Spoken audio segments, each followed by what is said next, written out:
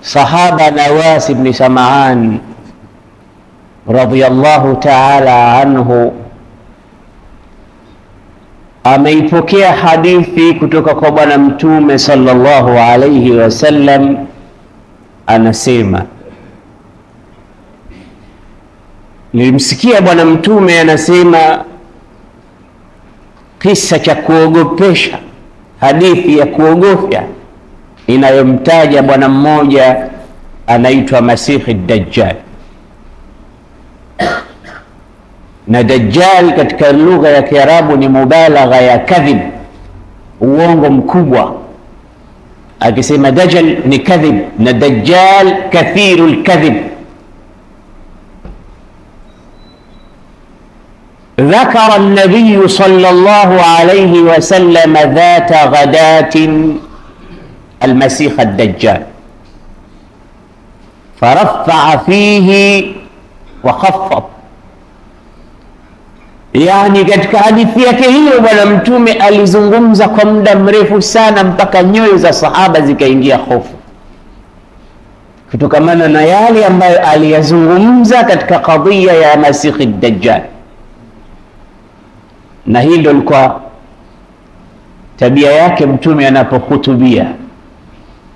Hata Ahmad Shauqi anasema fa idha khatabta falilmanabiri hizzatun ta'ru nadiyata walilqulubi bukau. Ulikuwa ukipanda mimbar ewe Rasulullah, basi nyoyo zinakwenda mbio na hofu zinaingia katika nyoyo na macho yanatoa machozi kutokana na maneno ya Bwana Mtume sallallahu alayhi wasallam. Alikuwa ni khatibun mufawwaq ambaye yuwajjihu alkalima min qalbin ila qalbin. Basi rafa wa khaffad, alikwenda juu sana akenda chini sana, maneno anazungumza kwa urefu Rasulullah mpaka sahaba kadhani ndio huyu Masihi Dajjal kisha ingia nini katika mji. Kwa jinsi Mtume alivyokuwa akihadithia, hatta dhananna annahu biqaifati an-nakhl, ndo kisha ingia, ndo yuko just around the corner huyu Masihi Dajjal, kwa mujibu wa hii khitabu anayotuhadithia Mtume sallallahu alayhi wasallam. Tukamwambia ya Rasulullah, vipi hali hii? Akatufahamu Mtume kwa ile hofu tulokuwa nayo. Faqala ma bikum, Mtume akauliza mna nini? Kama Rasulullah, dhakarta Masiha ad-Dajjal farafa'ta thumma khaffadta hatta dhanannahu bi ta'ifati an-nakhl. Ya Rasulullah, umemtaja Masihi ad-Dajjal, umetaja sana kwa urefu mpaka tumedhani ndio kishaingia mjini. Akamwambia ma akhwafani al-Masihu ad-Dajjal mithla ma akhwafani shay'un akhar, kuna kitu kingine kikubwa kinaniogopesha zaidi kuliko Masihi ad-Dajjal.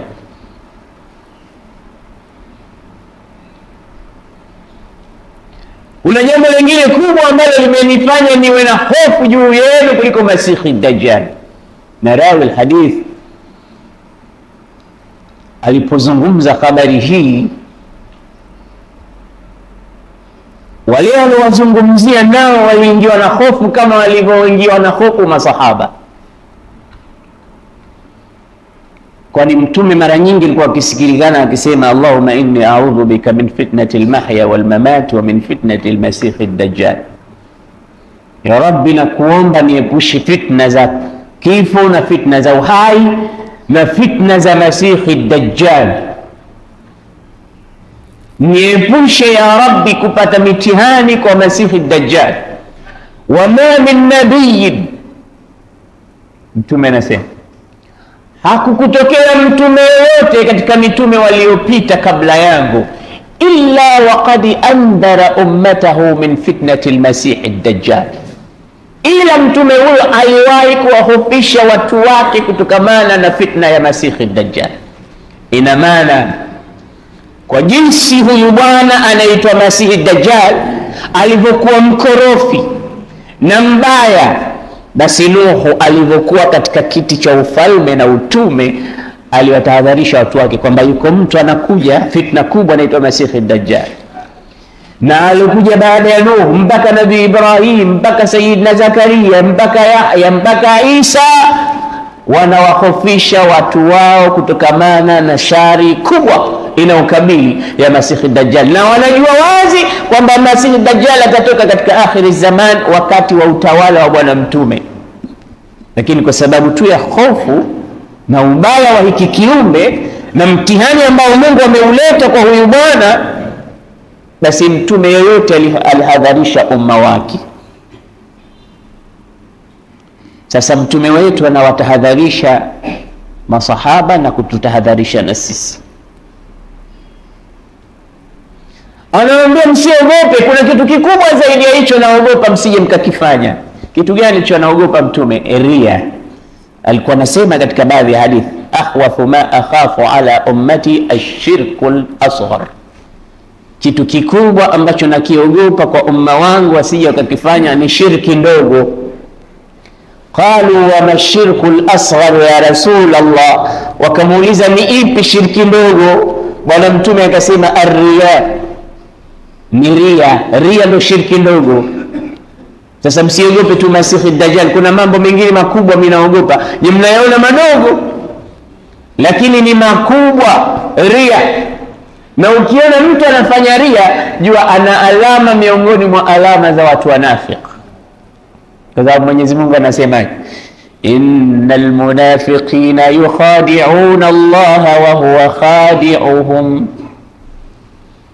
Mwenyezi Mungu anasema wale wanafiki wale wanamhadaa Mwenyezi Mungu, kumbe Mungu anawahadaa wao, kwa sababu kufanya jambo wao kana kwamba wametaka radhi za Mungu, lakini lengo lao radhi za watu.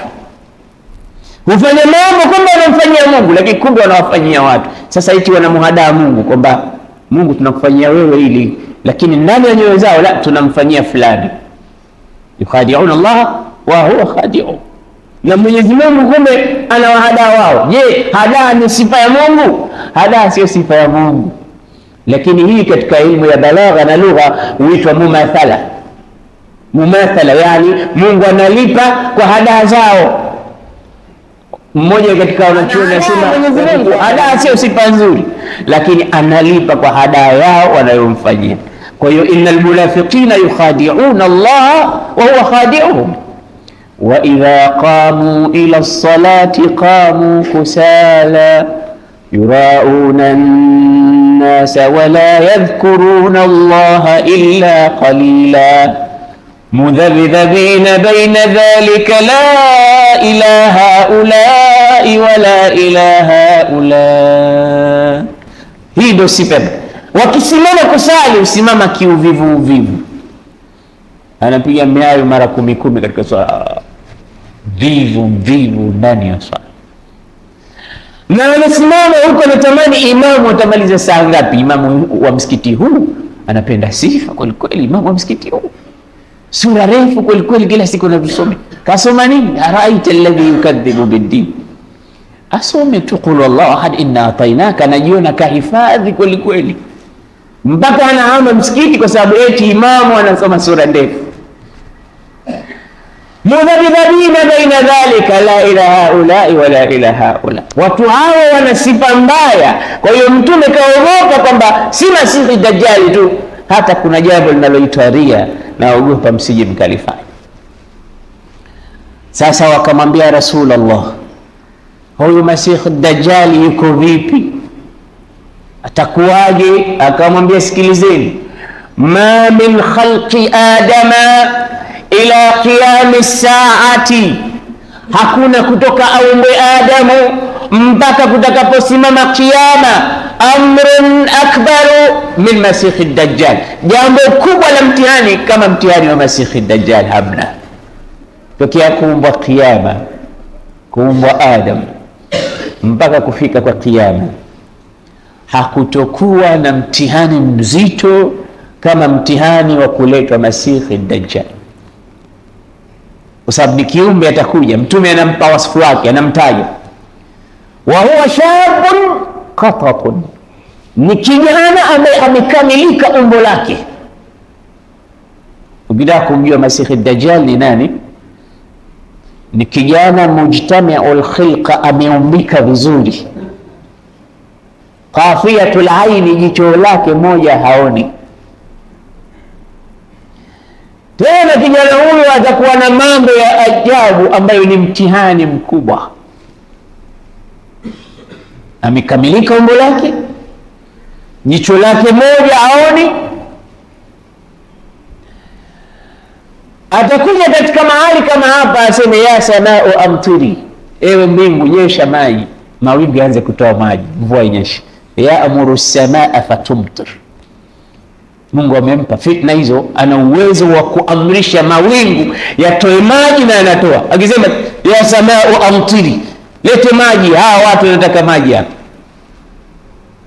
Kwa sababu atakuwa na uwezo kiasi hicho kampa Mungu, atakuwa na watu wanamfuata. Atatangaza uungu kwamba yeye ndiye Mungu anayeabudiwa. Atakuja ana pepo na moto, ana maji, ana adhabu, ana rehma. Yeyote atakayekuwa na mushkil kumhusu yeye, atamwambia mushkili wako nini? Kama wewe, Mungu wangu, kwa nini hufanye kitu fulani? Atamfanyia. Mimi ni fukara, mimi sina kitu. Atamwambia wacha mbingu ilete maji upate mazao, upate mimea, upate chakula. Atamwambia mbingu lete maji, watu wa mji huu wamekaukiwa, kuna ukame, basi maji yanabubujika pale. Akishaondoka pale, watu wote wamemkubali kama kweli yeye ni Mungu. Anaamrisha mbingu naleta maji, wa ya'muru al-ardha fatambut, anaamrisha ardhi inatoa mimea. Akisema toa sasa hivi tende, toa mtama, toa mchele, ardhi inamsikiliza, anavyotaka yeye ndivyo anavyofanya. Kisha ataambia na ardhi, toa kunuz, dhahab, luli, ilmasi, kila kitu chako kiko chini ya ardhi, toka. Anasema fatakhruju dhahabu walfadda walali, vitu vyote viko chini ya ardhi vinatoka, vinamfuata kaliasib, kama vile nyuki wanavyomfuatana. Dhahabu, almasi, chini ya ardhi, mali zote zinatoka zinamfuata Masihi Dajjal kama nyuki wanavyofuata. Mtihani mkubwa atakuwa nao. Ukimwamini kama wewe, atakwambia ingia peponi.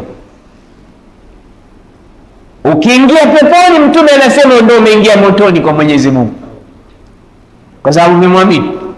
Ukimkufuru, atakwambia wewe utakwenda motoni. Ukiingia motoni kwake, ndio umeingia peponi kwa nani? Kwa Mwenyezi Mungu Subhanahu wa Ta'ala. Inakuwa bilaks. Kwa hiyo mimi ni Mungu niamini, ukamwamini, unakwenda peponi kwake ambako ni motoni kwa Mwenyezi Mungu. Ukisema sikuamini, atakwambia nenda motoni, unaingia motoni kwake, unakwenda peponi kwa Mwenyezi Mungu Subhanahu wa Ta'ala. Sasa watatoka baadhi ya vijana na watu ambao wana iman khalis, wamemtambua kwamba yeye ni nani. Wakikutana naye njiani, wale askari wake, walinzi wake watamuuliza, aina turidu, unakwenda wapi wewe? Akamwambia ila hadha ar-rajul, nakwenda kwa huyu mtu ambaye ametokezea. Mtume anasema yakhruju baina al-Iraq wa Sham, kuna njia, kuna mji unaitwa Asfahan kule Iran, ndio tatoka katika sehemu hiyo baina ya Iraq na Syria. Atakuwa na wafuasi miongoni mwao Mayahudi, atakuwa na jeshi linamwandama. Sasa ataambia ila aina turidu, unakwenda wapi? Kwamba ila hadha ar-rajul, naenda kwa huyo mtu alladhi kharaja alaina, ambaye ametokezea. Atakuja huyo Waislamu, na ndio moja miongoni mwa ashratu saa, dalili za kiyama. Dalili za kiyama ziko nyingi, zipo zilizokuwa zimeshatokea, nyingine bado hazijatokea, kama hiyo ya Masihi Dajjal. Na Mtume SAW katahadharisha akasema, in kharaja hadha ar-rajul wa ana baina adhhur wa ana fikum fa ana hajijuhu, ikiwa huyu bwana Mungu atamjalia atatoka sasa hivi na mimi niko pamoja nanyi, fa ana hajijuhu ana mani'uhu, basi mimi maadamu niko pamoja nanyi msiwe na wasiwasi, mimi haniwezi. mimi ndo mwenye kumzuia asifanye shari zake atakazozifanya. Kama Mungu atajalia atatoka sasa hivi Masihi Dajjal, basi msio na wasiwasi, ana hajijuhu. Mtume anawaambia sahaba, mimi ndo mwenye kumzuia. In kharaja wa ana lastu ma'akum, lakini akija kama mimi sipo, fa kullu mri'in hajiju nafsi, kila mmoja atajua mwenye jinsi ya kujizuia. La ilaha illa Allah. Mtume hapo kishaondoka, na ndo kishaondoka Mtume. Sasa Masihi Dajjali akija, kila mmoja atajijua mwenyewe. Akija kama nipo, fa ana hajiju, akija kama sipo, fa kullu mri'in hajiju nafsihi wallahu khalifati ala almu'minin. Mwenyezi Mungu atakuwa mtawala, atakuwa mlinzi kwa kila mwenye kuamini. Hapa kaomba dua Mtume, hapa kaomba dua. Tizama Mtume mapenzi yake makubwa kwa Waislamu. Akija kama mimi nipo, nitamzuia. Akija kama mimi sipo, kila mmoja atajizuia mwenyewe. Lakini mimi naomba dua Mwenyezi Mungu awe khalifa na kiongozi, Mwenyezi Mungu awe mtawala, awe mlinzi wa kila Muislamu wakati atakapokuja Masihi Dajjal. Sallu ala nabi. Sisi tunampa zawadi bwana Mtume ya kumsalia, tunampa zawadi Sayyidina Rasulullah ya kumsalia, kwa sababu anasema man salla alayya salatan radda Allahu ilayya ruhi hatta rudda ilayhi salam, atakayenisalia kuniombea rehma na mimi Mwenyezi Mungu ananirudishia roho yangu nami namjibu. Man salla alayya salatan sallallahu alayhi ashara, Mungu anamtakia rehma mara 10. Kwa hiyo mpe zawadi bwana Mtume ya kumsalia mara kwa mara kwa mema ambayo anatufanyia bila ya sisi kujua wenyewe. Hata alipokwenda Mi'raji kwenda kukutana na Mwenyezi Mungu Subhanahu wa Ta'ala, bwana Mtume alisikia Mwenyezi Mungu anampa maamkizi mema, attahiyatu almubarakatu salawatu at-tayyibatu lillah. Tena Mwenyezi Mungu anambia assalamu alayka ayyuha an-nabiyyu wa rahmatullahi wa barakatuh, amani iwe juu yako ewe Mtume mtukufu wa daraja, na rehema za Mwenyezi Mungu ziwe juu yake na baraka zako. Mtume akajibu salam. Sikiliza Mtume alivyojibu salam, assalamu alaina wa ala ibadillahi salihin, amani iwe juu yetu sote, sio mimi tu. Khitabu mwewa, assalamu alayka ayuha nabiyyu, amani iwe juu yako wewe Muhammad mtume mtukufu. Yeye karibisha salamu, assalamu alaina, kwetu sote ya Rasulullah, ya Rabb, kwetu sote, sio mimi tu, kutoka Adam mpaka Isa. Assalamu alaina ay maashara al-anbiya. Hapa amewakusanya ndugu zake wote mitume, anasema waingie katika salamu hii. Yuko yeye tu na Mwenyezi Mungu, habibun wa mahbubun fama tamma thalithun, kipenzi na mpenzi wake, hakuna watatu, Mungu na mtume tu. Hapa ilikuwa ni nafasi yake hapa ya kujiona bwana Mtume, ilikuwa ni nafasi yake ya kujikumbatia mbele ya Mwenyezi Mungu na rehema zote kutaka ziwe juu yake peke yake, mbali na watu wengine. Hapa asimkumbuke Adam wala Nuhu wala Idris wala Hud wala Saleh wala Isa, ajikumbuke mwenyewe tu. Lakini lam yakun ananiya wala hasidan wala haqidan, hakuwa mtume mchoyo wala mwenye hasadi wala bughdh wala chuki katika moyo wake. Mungu anamwambia assalamu alayka ayuha nabiyyu, yeye anasema assalamu alaina maashara al-anbiya, ya rabbi amani iwe juu yetu sote mitume uliotutuma. Kisha hakuwasahau wengine ambao si mitume, wa ala ibadillahi salihin, amani vile vile iwaenee waja wote wa Mwenyezi Mungu waliowema huko, na kina sisi nao tunaingia hapo ndani. Alhamdulillah, mtume katukumbuka mpaka mbele ya Mwenyezi Mungu, mtume katutaja mpaka mbele ya rafi samai bila amad. Mahaba yake kwetu sisi, yetu sisi, mahaba yako wapi kwa mtume? Ya kumpenda mtume sisi yako wapi kama yeye katupenda kiasi hiki, katukumbuka wakati hatupo katika ulimwengu, hata haijapita wakati kwamba tutatokezea. hal ata ala al-insani hinun min ad-dahri lam yakun shay'an madhkura. Hata wewe si kitu kabisa, mtume kisha kukumbuka zamani. Kama atakuja mmoja katika wafuasi wangu jina lake fulani ibn fulani, na huyo Mwenyezi Mungu usimsahau, wa ala ibadillahi salihin. Kwa hiyo in kharaja masihu dajjal wa ana fikum fa ana hajijuhu, kama atakuja masihu dajjal mimi nipo, msiwe na wasiwasi. Wa illa fa kullu mri'in hajiju nafsi, kama sipo kila mmoja atajijua mwenyewe jinsi ya kuprotect nafsi yake na masihu dajjal. Wallaha as'al, na Mwenyezi Mungu ninamuomba, an yakuna khalifa, awe ni mwenye kumtawala na kumhifadhi na kumchunga kulli mu'min, kila atakayeamini risala ya Mtume Muhammad, Mungu atakuwa pamoja naye, hazitompata shari za Masihi Dajjal.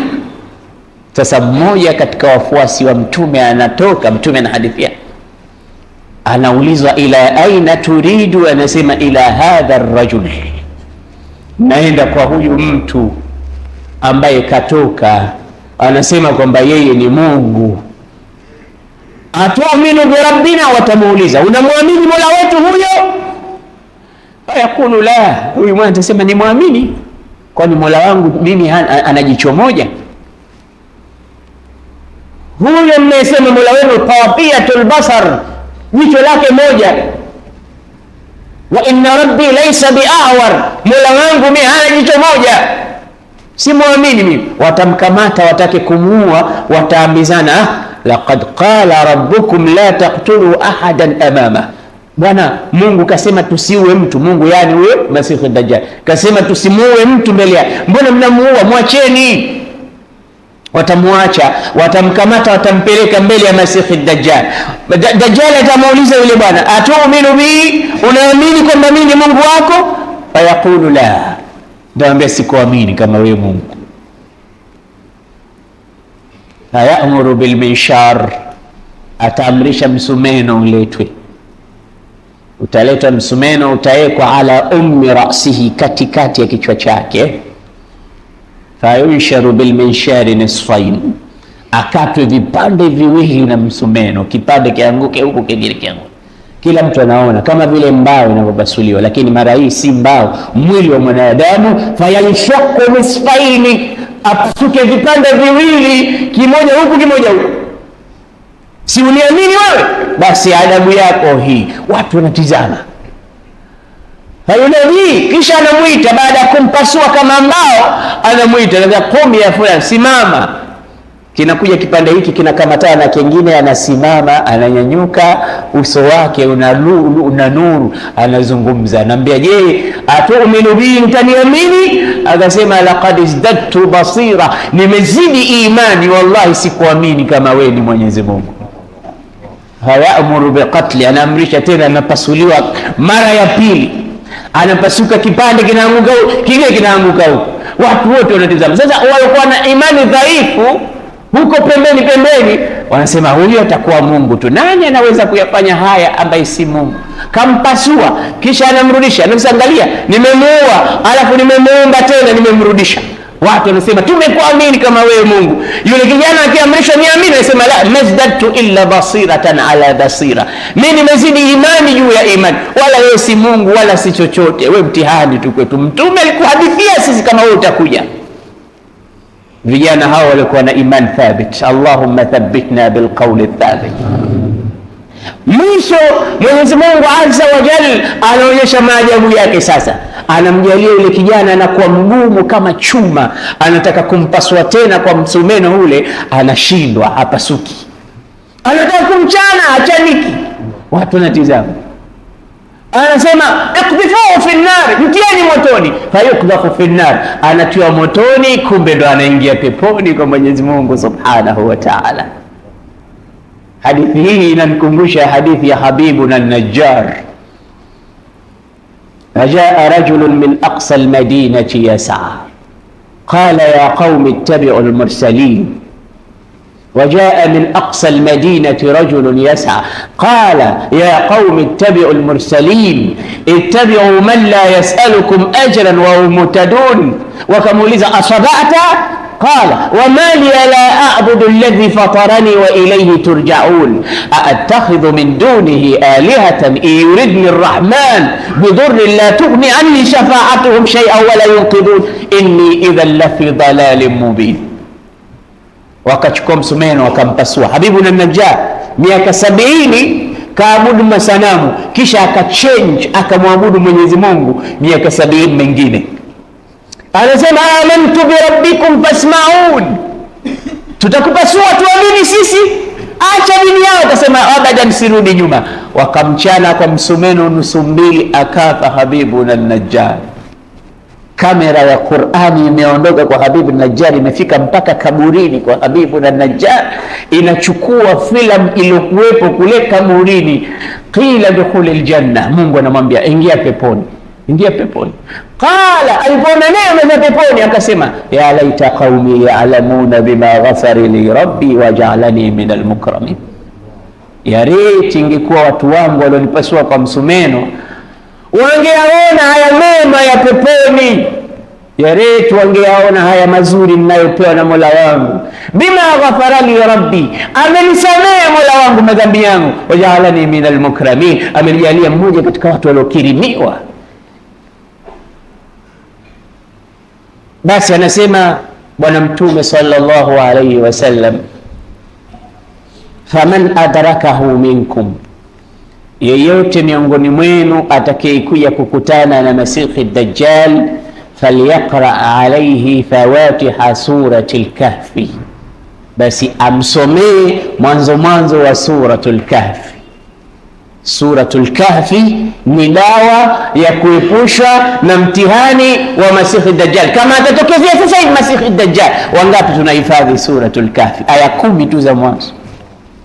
Kama hatuhifadhi si mtihani huo. Sasa hivi tuseme mmoja hapa atusomee fawati suratul Kahfi. Tunasikia hapo msikitini kishafika Masihi Dajjal, wa ma'ahu jannatuhu wa naru, ana pepo yake na moto wake. Atakayetoka hapo tayari anakamatwa, huna ila. Sasa Mtume anasema dawa yake usome suratul Kahfi. Alhamdulillahi alladhi anzala ala abdihi alkitaba wa lam yaj'al lahu iwaja qayyiman liyundhira ba'san shadida min ladunhu wa yubashshira almu'minina alladhina ya'maluna as-salihati anna lahum ajran hasana makithina fihi abadan wa yundhira alladhina qalu ittakhadha Allahu walada ما لهم به من علم ولا لآبائهم كبرت كلمة تخرج من أفواههم إن يقولون إلا كذبا فلعلك باخع نفسك على آثارهم إن لم يؤمنوا بهذا الحديث أسفا إنا جعلنا ما على الأرض زينة لها إنا جعلنا ما على الأرض زينة لها لنبلوهم أيهم أحسن عملا وإنا لجاعلون ما عليها صعيدا جرزا أم حسبت أن أصحاب الكهف والرقيم كانوا من آياتنا عجبا إذا والفتية إلى الكهف فقالوا ربنا آتنا من لدنك رحمة وهيئ لنا من أمرنا رشدا. إذن آيكم إذا سورة الكهف.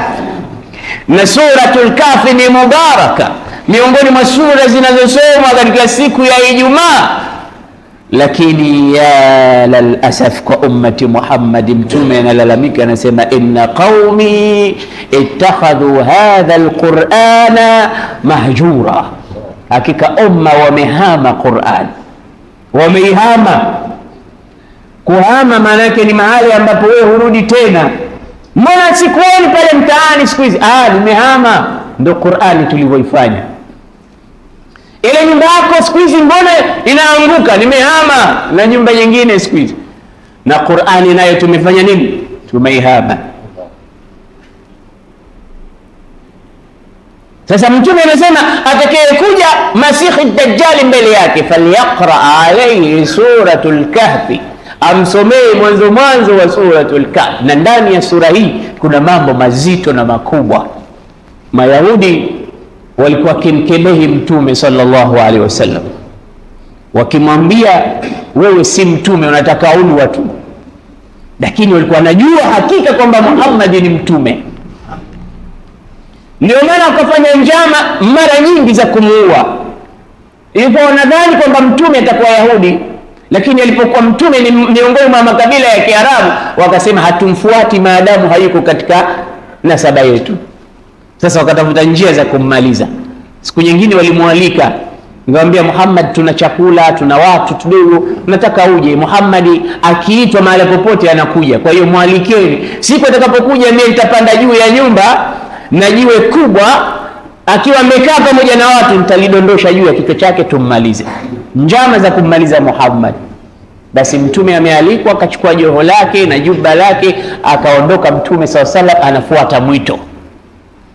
Alipofika njiani, Sayyidina Jibril akamwambia Muhammad, wamepanga njama kwamba wewe ukifika pale mmoja wao atapanda juu ya nyumba akuangushie jiwe akumalize. Mtume akageuza njia akarudi. Wanaulizana, mbona unarudi Muhammad? Kwa basi mwaliko umekusha. Akishajua nini kinachofuata pale, Mwenyezi Mungu anampa habari kama hii. Siku nyingine wanauliza nyama anayoipenda nyama gani? Akaambia anapenda mguu. Kwa hiyo mchinjieni mbuzi, alafu mguu ule wa mbele wa mbuzi mpeni, ukachoma vizuri, kisha ukatiwa na sumu. Akapelekewa, mpeni Mtume. Bwana Mtume sallallahu alaihi wasallam anasema, inna hadhihi alqura, huu mguu wa mbuzi unaniambia kwamba una sumu, la taakulni ya Rasulullah fa inni masmum. Ameshatafuna Mtume, usilile ya Rasulullah, mimi nimetiwa sumu. Nyama inasema, inamwambia Mtume sallallahu alaihi wasallam. Mayahudi hila mbinu wanataka kummaliza Mtume Muhammad, kwa sababu chukizi zote hawaridhiki na Mungu. Anasema, wala tarda anka alyahudu wala nasara hatta tattabi'a millatahum, hawatoridhika Mayahudi mpaka nyie muwafuate mila zao. Ndio Mtume sallallahu alaihi wasallam anasema, wallahi la tattabi'unna sanana man kana qablakum shibran bishibrin au dhira'an bizira', wallahi mutazifuata sunanan man kana qablakum, njia za wale waliopita kabla yenu, shubiri kwa shubiri, dhiraa kwa dhiraa. Wallahi mtawafuata hawa, wallahi mtawafuata dogo kwa dogo na kubwa kwa dogo. Wakifanya kitu nanyi mtaiga, wakifanya jambo nanyi mtaiga. Sahaba akasema, man hum ya Rasulullah? Alyahudu wan nasara. Hao ni watu gani tutakaowafuata? Mayahudi na Manasara. Mtume akasema, faman, ni kina nani kama si wao? Hatta law dakhalu juhra dabbin la dakhaltumu,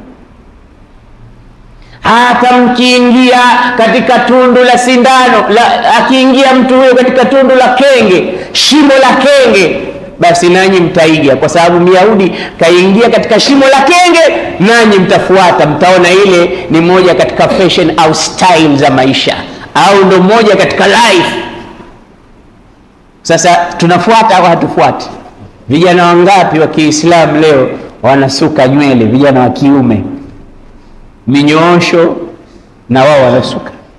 Kwa sababu gani? Yahudi kasuka katika television. Tena yule Yahudi anayecheza mpira. Ni mara ngapi hapa Unguja tunasikia vijana wanatukanana, wanagombana kwa sababu mmoja Arsenal mwingine Liverpool. Ni mara ngapi? Wallahi unawasikia hasa, bwana sisi hatukupendi yule, hatumuuzi yule, hatumuuzi, hauziki yule. Anatukanana na wenzake kwamba hatumuuzi. Ukitaka kujua nani Henry, hatumuuzi sisi yule. Mara anatukana na wenzake, yule bwana haondoki, yule hivi bwana hamtuwezi na hivi na hivi. Barza imechacha inakaribia kuvunjika kwa zogo, kumbe anazungumzia Mayahudi na Manasara wanaocheza mpira. Sasa na wao wanasuka. wanaiga lifestyle yao wanayoishi, shibran bishibrin wa dhiraan bidhira, shubiri kwa shubiri na dhiraa kwa dhiraa. Maadamu wanafanya wao, akija akifanya mtu mwingine hata kama yule mtu kafanya kitu kweli kweli hakionekani kama ni kitu, lakini akija akifanya Yahudi na Nasara afanye kitu kiovu basi kila kitu sisi tutakiona kizuri tu kwa sababu wamefanya wao. Kumbe wanaharibu generation, vijana wanaharibika, umma unachafuka. Shibran bishibri, hadithi inasema akhrajahu al-Bukhari. Angalia hadithi hii inakumbusha ashayu bishay yuzkar. Siku moja alipotolewa hadithi hii kulikuwa na jahili mmoja murakkab, akasema yule kenge alipoingia katika ile shimo, akhrajahu al-Bukhari, akaja Bukhari akamtoa yule kenge katika lile shimo. Akasema huyu Bukhari alikuwa na nguvu kiasi gani? Kauliza nani ana suala katika wanafunzi, sema mimi nataka kuuliza huyu Bukhari ana maguvu na shujaa kiasi gani? Kenge alosema mtume kaingia katika shimo kamchukua yeye kamtoa. Kumbe hadithi inasema akhrajahu al-Bukhari, maana yake kaipokea Bukhari katika kitabu chake. Hii inaonyesha ujinga wa Waislamu baadhi yao ambao hawataki kusoma, hawajui ilmu alhadith, hawajui ilmu rijal. Sasa mtume alipomaliza kusema hii hadithi, kwa hiyo rawi hadith nani? Bukhari. Kumbe kenge katolewa na Bukhari. Ala, sio kenge katolewa na Bukhari. Shibran bishibrin, kubwa kwa kubwa, wa dhiraan bidhira, dhiraa kwa dhiraa, dogo kwa dogo na kubwa kwa kubwa, mtawafuata Mayahudi. Mungu atusalim salama. Basi Mtume sallallahu alaihi wasallam, Mayahudi wakawaambia makafiri, ikiwa huyu ni mtume kweli, muulizeni mambo matatu tu, akiwajibu na sisi pia tuko tayari kumfuata. Akishajibu mambo hayo, jueni kwamba ni mtume kutoka kwa Mungu wake, kwa sababu la ya'lamuhunna illa nabiyyun almuayyad min Allah, hajui mambo hayo mtayomuuliza mtu yoyote isipokuwa mtume. Akijibu Muhammad basi mtume. Mambo gani? Ndio Makuraishi wa Maka na mushirikina wao hawakusoma, hawajui mambo mengi. Kaambia muulizeni Muhammad. Kuna watu vijana hao wamemwamini Mwenyezi Mungu automatic wakapata imani. Kuna vijana hao ni wangapi? Muulizeni. Na ilikuwaje historia yao? Akutoleeni angalau kisa chao. Tena muulizeni Muhammad, mbona tunasikia mtu yuko hai mara kafa, alafu tunasikia roho yake imetoka? Hii roho maana yake nini? Akijibu Muhammad, huyo mtume. Kisha muulizeni nani aliyozunguka mashariki na magharibi mpaka akaimiliki dunia hii kwa utajiri wake wote? Muulizeni mtu gani? Akijibu Muhammad, mtume. Mambo mangapi? Matatu. Wakenda wakamuuliza mushrikini, Muhammad, sio tunadai kwamba wewe mtume, sasa tuambie. Wamekuwa na confidence, ni maswali magumu. Sasa kamuulizeni. Muhammad anaulizwa, tuambie hawa vijana ni watu gani, walikuwa wapi, ahali yao, historia yao ipi? Kisha tuambie huyu mtu aliozunguka dunia mashariki na magharibi nani? Unajua tena kama suala ukuuliza wewe, unajiona kama wewe ndio mwenyewe. Na tuambie roho ni kitu gani, kwa sababu wao chuki yao kubwa ilikuwa kwa mtume. Mtume sallallahu alaihi wasallam akasema, subirini, kesho nitawajibu suala lenu, kwa sababu mtume alikuwa hajui isipokuwa aambiwe na Mwenyezi Mungu kutoka kwake. Kwa hiyo subirini, kesho nitawajibu. Kesho ikafika, jibu hakuna. Wakenda, tumekuja kuchukua ile jibu letu, tupe jibu letu Muhammad, vipi? Mtume anasema njoni kesho, bado kidogo. Wanakuja bado, siku 3 zimefika. Ambaje, si tumekuambieni anatafuta mulu watule, hana chochote, hana utume, hana chochote, ameshindwa masali 3 tu. Haya, hakuna mwenye kujua isipokuwa mtume. Muulizeni tena, vipi? Mpaka wiki imefika, bwana Mtume sallallahu alaihi wasallam ndipo akateremshiwa aya hizi zinazozungumzia watu ashabul kahf. Am hasibta anna ashabal kahfi warraqimi kanu min ayatina ajaba. Unadhani hao peke yao tu ndio miujiza na alama? La, kuna mambo mengi tu. Ndo akawaeleza. Kisha wayasalunaka anir ruh qul ruhu min amri rabbi, wanakuuliza roho iko vipi? Waambie roho anajua Mungu tu, hakuna kiumbe yoyote anayejua kuhusu habari ya roho. Kisha wayasalunaka an dhil qarnain, wanakuuliza dhil qarnain, waambie dhil qarnain ndo huyu. Kisa chake ashabul kahfi ndo hawa.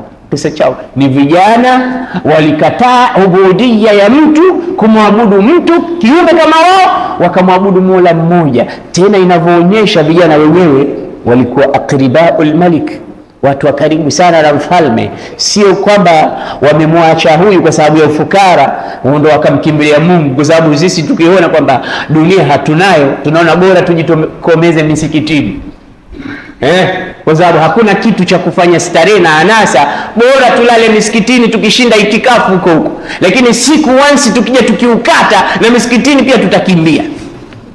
Sio lengo hilo.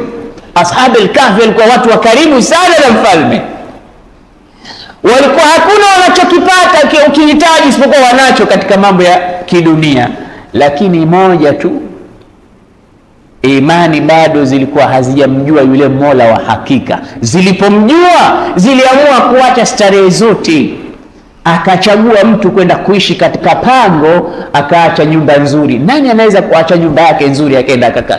Ndio hawa watu wanaoitwa mukhlisina mu'minina haqqa. Mtu anaacha nyumba yake, anatoka labda siku 30 mpaka 40, anatoka miezi 4, anakwenda kukaa katika sehemu za huko bush, huko msituni, anamtumikia Mwenyezi Mungu Subhanahu wa Ta'ala. Mtunzi mmoja wa kitabu, dokta mmoja kutoka Kuwait, anasema nilikuja Afrika siku moja kufanya da'wa. Ana kitabu chake amekitunga, anasema kinaitwa Rihlatu Khairin fi Qarati Afrika. Anasema nilipokuja katika baadhi ya nchi za Afrika kwenda kufanya da'wa, nchi moja ambayo imekuwa na vita vingi sana, nikawaambia nataka kwenda katika mji fulani, wakanambia huko usiende kwa sababu mpaka leo risasi zinalia. Akaambia mimi naomba niende huko huko. Kwa nini hamtaki niende huko? Huko bwana hakuna amani huko. Akaambia labda kuna Waislamu kule mnawatesa na hivi na hivi ndio mnaficha, mimi nataka niende huko huko. Bwana usiende huko, nchi hizi za vita hizi usiende, wewe mgeni huko. Nataka niende huko huko. Angalia israr ya da'wa. Na dai ya ndugu zangu Waislamu, mtu yoyote mwenye kulingania dini, hii sifa lazima anatakana awe nayo, israr, yani tamarkuz, ile kustrike katika jambo, ana strike pale pale. Vijana wanagonga kengele kumuita mtu miongoni mwa watu wa Khaliji ambao wako pale, kwa sababu wamekwenda katika mtaa, wanauliza hakuna mtu hapa yoyote ambaye hasali mnamjua? Anaambia yupo Mwarabu mmoja kutoka Khalij hasali, yuko nyumba ile pale, mfuateni. Wakaenda wakagonga kengele, yule bwana anatoka, anawaona vijana, wanauliza mnataka nini? Akasema tunakutaka uje msikitini pamoja nasi. Akamwambia nendeni inshallah nakuja. Akamwambia la, tunataka twende pamoja. Basi najitayarisha, natia udhu, navaa nguo, nakuja. Sisi tunakusubiri hapa hapa, wewe jitayarishe, sisi tunakusubiri. Bwana nendeni, mimi nakuahidi ninakuja baada ya dakika 5 tu, mtanikuta haja yenu nije msikitini, nakuja huko. Akamwambia sisi tupo, wewe endelea, kama utakoga utavaa nguo, sisi hatuna haraka, sisi tuko hapa, ukimaliza tunakusubiri. Yule bwana mwisho ikabidi avae atoke nao. Alipotoka nao akaenda akasikiliza mauidha, baada muda mchache akaonekana analia kilio kikubwa. Mauidha yamemalizika, akauliza mnaenda wapi? Akasema sisi kazi yetu ya da'wa hapa, tumekuja siku 3, tunakwenda mahala pengine siku 3. Akasema mnafanya nini ikiwa mtu anataka kujoin kwa pamoja nanyi? Tufanye nini? Akamwambia hakuna kufanya chochote, unatia nia, unaandamana na sisi. Akamwambia basi mimi nataka mmoja katika nyie niandamane naye, niwe pamoja nanyi. Akamwambia basi hiyo ndo kheri yetu, takuwepo katika kundi inshallah. Twende. Wamemchukua bwana, akawa anazunguka nao, akawa na yeye anasimama anatoa. Siku moja akawa amekaa analia kilio kikubwa, akamuuliza mbona unalia sana leo? Akasema mnajua siku mlokuja nyumbani kwangu mkagonga kengele ilikuwa nini? Hatujui. Akasema siku ile nilikuwa nimefunga kamba juu ya dari ya nyumba yangu, niko juu ya kiti nataka kujinyonga kwa mashakili ya kidunia. pesa zangu nilizokuwa nazo, kila kitu changu hakikunifaa kitu chochote, ikawa uhawilu ala intihar, nataka commit suicide, mimi nataka kujiua kwa sababu ya hali ya dunia ilivyonizonga. Sasa mmepiga kengele nyie, ilikuwa kamba ishakatika katika juu ya dari ile kwa unene uliokuwa nao, sasa nimeifunga mara ya pili. Sasa pale mmekuja kufungua na kuoneni nyie. Mliposema vile, mimi nilikuwa nataka muondoke niendelee kwenda kujitia kitanzi, lakini nyie mkawa mnasema endelea, sisi tunakusubiri. Ikawa siwezi tena kwenda, basi ikabidi nitoke, na leo naona nimepata faraja kubwa sana. Hizo ndo wasailu da'wa. Faqultu astaghfiru rabbakum innahu kana ghaffara yursilis samaa alaykum midrara wa yumdidukum bi amwalin wa banin wa yaj'al lakum jannatin wa yaj'al lakum anhara. Aliyasema haya baada ya kufanya nini? Nabii Nuh, muabuduni Mola wangu mmoja tu, hakuna mola mwingine isipokuwa yeye. Yaghfir lakum min dhunubikum wa yu'akhirukum ila ajalin musamma, atakuepusheni na atakufutieni madhambi yenu. Yaghfir lakum dhunubakum, atakufutieni dhambi zenu, atakuchelewesheni katika muda mtakaoishi duniani, mtaishi kwa amani na salama.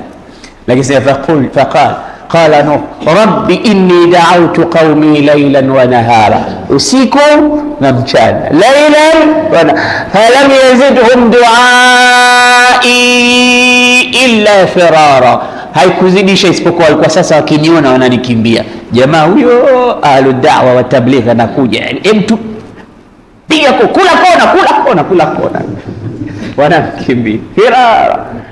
Wa inni kullama da'awtuhum litaghfira lahum ja'alu asabi'ahum fi adhanihim wastaghshaw thiyabahum wa asarru wastakbaru istikbara. Kila nilikuwa nikiwaambia Mungu mmoja, semeni la ilaha illallah, wanatia vidole vyao katika masikio yao, kisha wanajifunika maguo yao, hata la yarau wala yasma'u, ili wasisikie na mimi wasinione hasa, wanajifunika. Kisha wanatoa makelele, wanapiga kelele ili yale maneno pia sisikii. Kama mtu anazungumza hapo, wanapiga ili paraganyike ile sauti yake, watu sisikie. Staghshawfia wa asallu wastakbaru istikbar. Kisha Nuh anasema, je, nilichoka? La, thumma inni da'awtuhum jihara thumma inni a'lantu lahum wa asrartu lahum israra فقلت استغفروا ربكم إنه كان غفارا يرسل السماء عليكم مدرارا. Nikawaita kwa jahara, kwa siri na kwa dhahiri, yote nimeyafanya hayo, lakini hawakusikiliza. Basi ya Rab, ukiwa dai wewe usiache njia moja tu, tumia njia zote, usiku mchana, jahara nahara, pasiri na badai, marikiti, msikitini, kila mahali, vichochoroni, humo mote, fanya dawa. Hii ndo thamara ya kurakiz, hii ndo thamara ya kufanya tamarkus. Hadithi nimesahau, sijui kwa na hadithi ya kitu gani.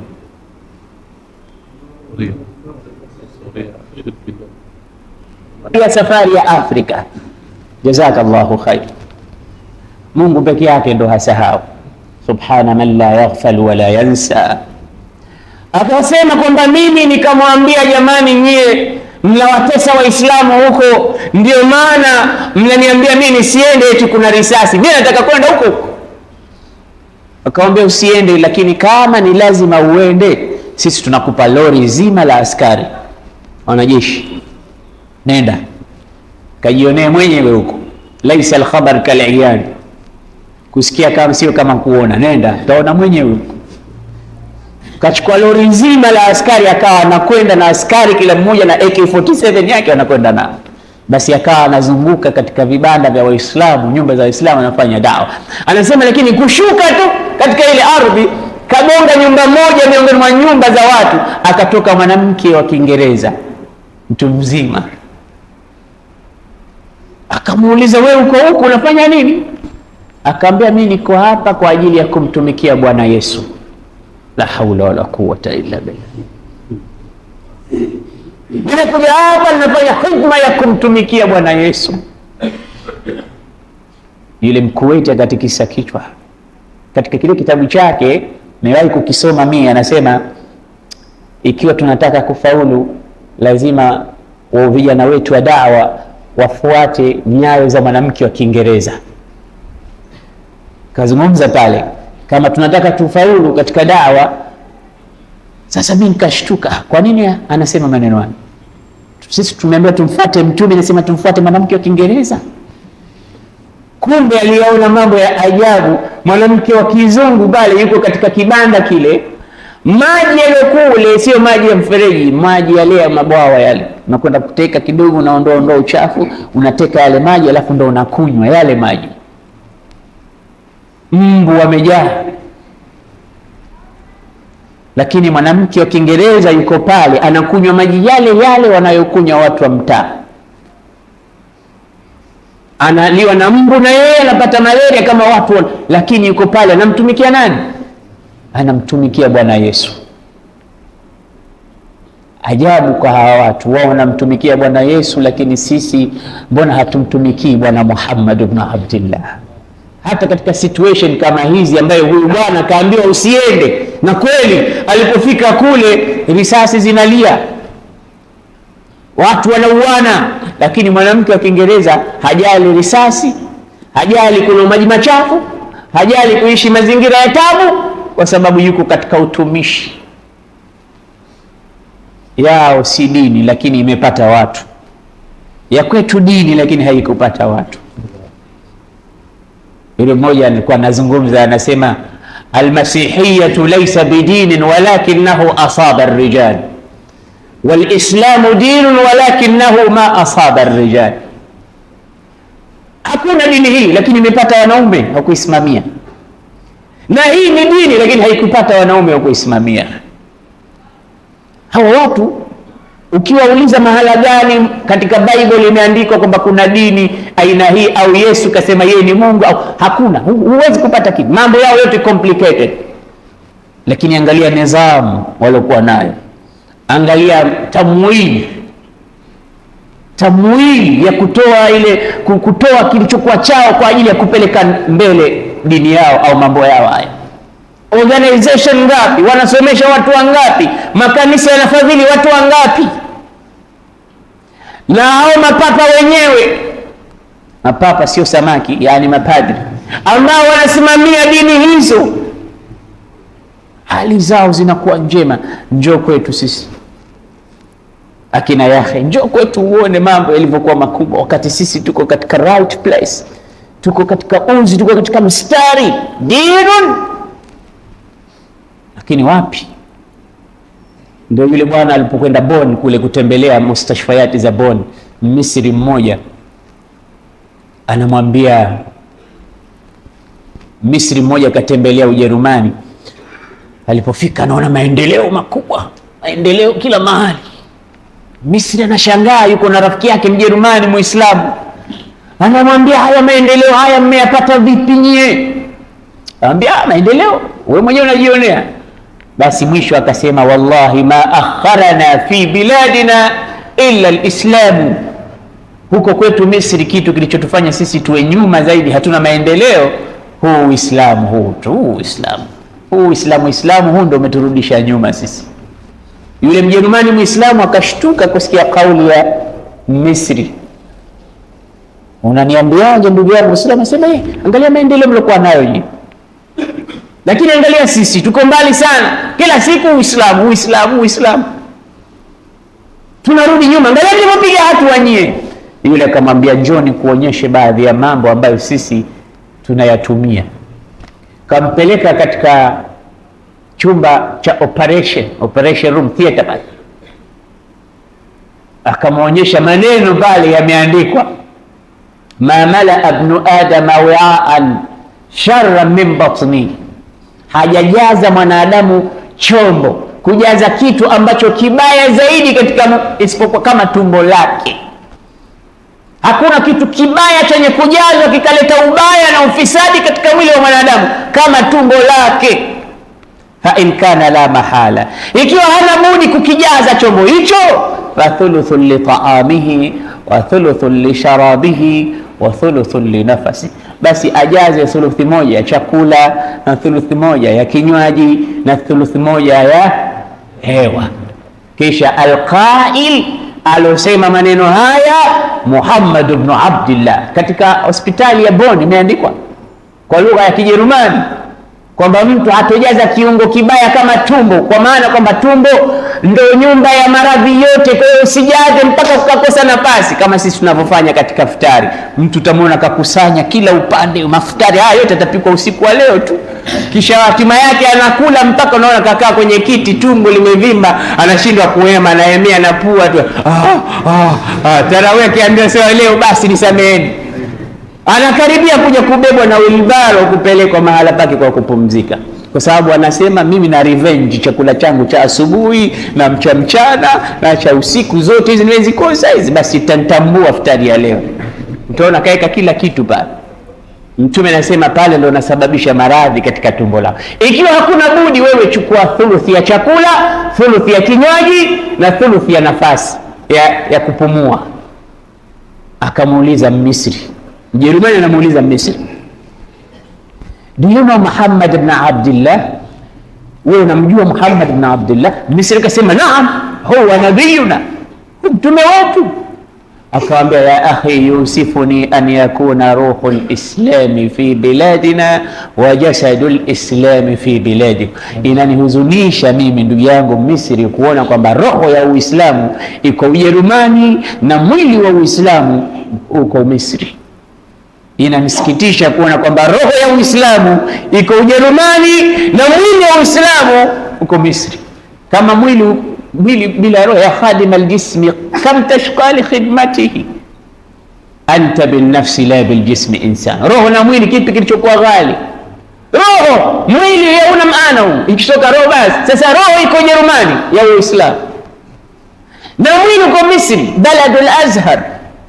Yule bwana anamponda. Siku nyingine wameenda Cyprus, Qabaris wa kule, sisi tunaita Kubrus, wao wanaita Cyprus, au sisi katika viji ukisikia Cyprus ndo Kubrus katika lugha ya history ya Kiislamu. Ukisikia Saqaliya ndo Sicily katika lugha yao. Basi hivi visiwa vyote vina historia. Basi pale Kubrus pamezikwa masahaba, na mpaka leo ukienda kutembelea Qabaris watakwambia njoo uone hapa wapo watu, na mmoja katika watu walizikwa pale Hiram radhiyallahu ta'ala anha. Basi Misri mmoja akaenda akatembelea pale, wale Makubrus wakamwambia twende nitakupeleke kwa jamaa zako waliozikwa hapa, Waislamu wenzako. Maana unamjua mama mmoja anaitwa Hiram? Misri akaulizwa do you know Hiram? Akasema sisi katika Uislamu kuna halal na haram, lakini hakuna mtu anaitwa Hiram. Kama halal na haram ndio. Akaambia wewe sikiliza, njoo nikuonyeshe kaburi lake. Akaenda akaonyesha hili kaburi la mama mmoja anaitwa Hiram, ambaye mtume alimbashiria atakuwa miongoni mwa watu wa peponi. Wako kule Cyprus. Ukijaliwa wewe kwenda safari zako, nenda kafanye ziara, utaona makaburi yake. Basi mama wa Kiingereza yuko pale anafanya tabshir, anawabashiria watu miujiza ya Yesu. Muislamu anaambiwa usiende, kuna risasi. Anajiuliza mbona mama huyu hakukimbia risasi hizi?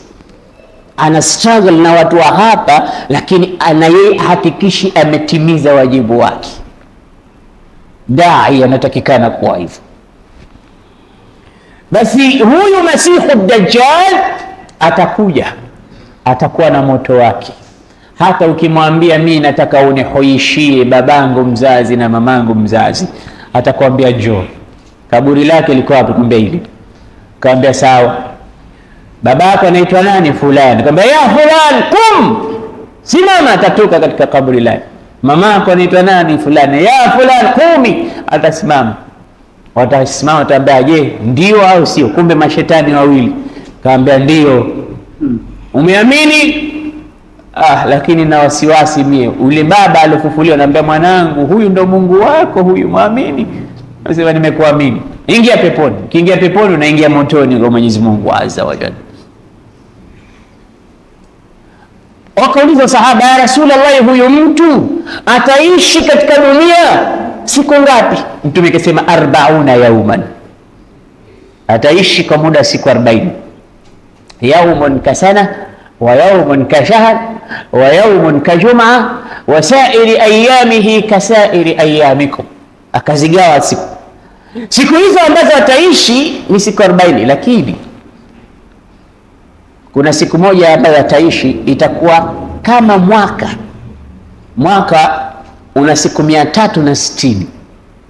Kwa hiyo kuna wakati ambao siku yake moja itakuwa ina siku ngapi? 360. Yaumun kasana, hiyo siku moja. Wa yaumun kashahr, na kutakuwa na siku yake nyingine itakuwa kama mwezi, itakuwa na siku 30. Wa yaumun kajuma, na siku yake nyingine itakuwa na siku 7 kama wiki moja. Zile zitakazobakia ambazo zitakuwa 37 zitakuwa kama siku za kawaida hizi tunazoishi. Kwa maana kwamba ulimwenguni kunaweza tokea kukawa siku nyingine, unaweza kusikia kwamba kuna mahali watu hawaoni jua kwa muda wa miezi 6, wanakuwa wako katika siku tu. Sasa sahaba pia walimuuliza Mtume, sasa ikiwa kama hivi ya Rasulullah, itatutosha sisi kusali? Itakuwaje? Tutajuaje mambo ya kusali na hivi? Akaambia, kadirieni sala zenu siku hizo, ukuduru. Hamtoweza kusali kama kawaida, lakini mnakadiria. Mtume hakuacha kitu. Sasa ukiwa leo katika Qutb al-Janub wa Qutb al-Shimal, kule mahali ambapo miezi 6 hakuonekani jua, na sala zako vile vile utasali kama siku ambazo atakuja kukutana Masihi Dajjal, unakadiria. Na miezi 6 mengine hakuonekani, ni kiza tu, sali kama sala ya Masihi Dajjal. Alafu siku nyingine zitakuwa siku kama za kawaida. Ataishi huyu, ataeneza ufisadi, hakuna isipokuwa ufisadi, yaminan wa shamala. Ataingia katika kila mji isipokuwa Maka na Madina. Hatuweza kuingia Maka na Madina kwa sababu Mungu amezifunga nchi mbili hizi, hawezi kuingia. Kisha atamleta Mwenyezi Mungu Sayyiduna Isa, atashuka Nabii Isa ala ajnihati almalaika, yuko juu ya mbawa ya malaika mpaka chini ya ardhi. Akishuka Nabii Isa ataanza kumwandama Masihi ad-Dajjal, ataanza kumpiga na atamuua. Baada ya kumuua Masihi ad-Dajjal, kisha watapigwa vita Mayahudi na Manasara. Mtume sema la taqumu saa hatta yuqatila almuslimuna alyahud, hatosimama kiyama mpaka sisi tuwapige vita Mayahudi. Fayakhtabiu alyahudiyu wara alhajar fayunadi alhajar ala muslim, ya muslim inna warai yahudi ta'al, inna warai yahudiyan ta'ala faqtulu. Jiwe litanadi siku hiyo, litamwambia Muislamu, Yahudi huyu kajificha, njoo mpige mmalize. Anamuita Muislamu. Hizi ni vitu ambavyo vitatokea akhiri zaman. Mwenyezi Mungu atukinge na shari za Masihi Dajjal.